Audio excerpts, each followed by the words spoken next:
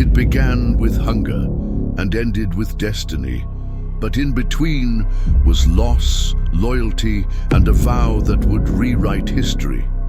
There was famine in Bethlehem. A man named Elimelech fled with his wife Naomi and their 2 sons to a foreign land, Moab, a land with strange gods and stranger customs. But in that desperate escape, they thought they'd find life. Instead, they found death. First, Elimelech died, then one son, then the other. And now Naomi stood alone, her heart buried in 3 foreign graves.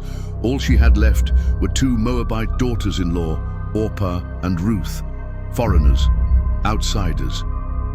She turned to them, face hollow with grief, and whispered, "Go back, my daughters. I have nothing left. No more sons, no more hope. The Lord has turned against me." Orpah wept, kissed Naomi, and walked away. But Ruth clung to her. And then the words came, words that would shake the heavens and pierce through time. "Where you go, I will go. Where you stay, I will stay. Your people will be my people, and your God, my God.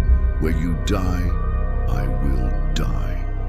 A Moabite widow made a covenant of unbreakable loyalty. Naomi had no choice. They journeyed back, 2 women, broken and poor, walking into Bethlehem at harvest. Whispers filled the streets. "Is this Naomi?"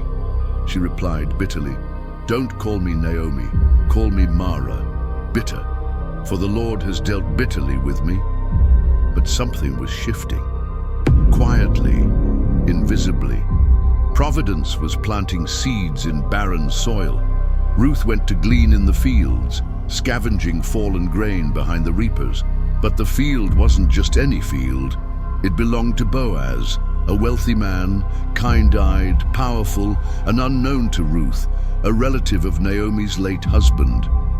He saw her, asked about her. "Who is she?" The reply, "The Moabite woman, the one who came back with Naomi." Boaz approached her not with suspicion, but with honor. "Stay in my fields. I've told the men not to touch you, and when you're thirsty, drink from my jars." Ruth bowed, stunned. "Why are you so kind to me, a foreigner?" And Boaz answered with words that echoed from heaven, "Because I see what you've done. You have taken refuge under the wings of God." Ruth ran home, arms full of grain. Naomi's eyes widened. "Whose field were you in?" And when Ruth said the name Boaz, Naomi went still. Hope flickered in her voice for the first time in years. "He is one of our guardian redeemers." A plan began to form, bold, risky, even dangerous. One night, Ruth went to the threshing floor. After Boaz had eaten and lay down, she crept close, uncovered his feet, and lay there. At midnight, he awoke, startled. "Who are you?" Her voice trembled.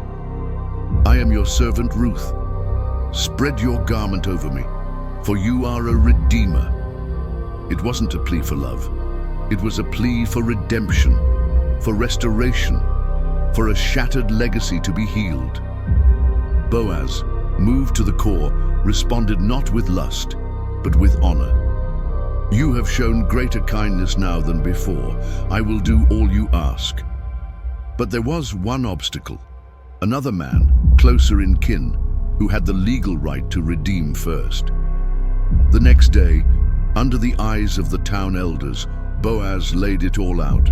"Naomi is selling her land. I intend to redeem it and marry Ruth, the Moabite." The other man backed away, and right there, Boaz removed his sandal, sealing the deal. Ruth, the outsider, the widow, the barren woman, became the wife of Boaz, and soon a child cried in her arms. His name was Obed. The town rejoiced. But Naomi, who had come home empty, now cradled her grandson with tears of joy. "The Lord has not left you without a redeemer today." That child would become the grandfather of King David, and through him, in a distant time, A baby would be born in Bethlehem. Jesus, from famine to fullness, from bitterness to blessing, from death to divine destiny. Ruth's story is not just astonishing, it is prophetic. Because sometimes the smallest vow in the darkest night unlocks the greatest light for generations to come.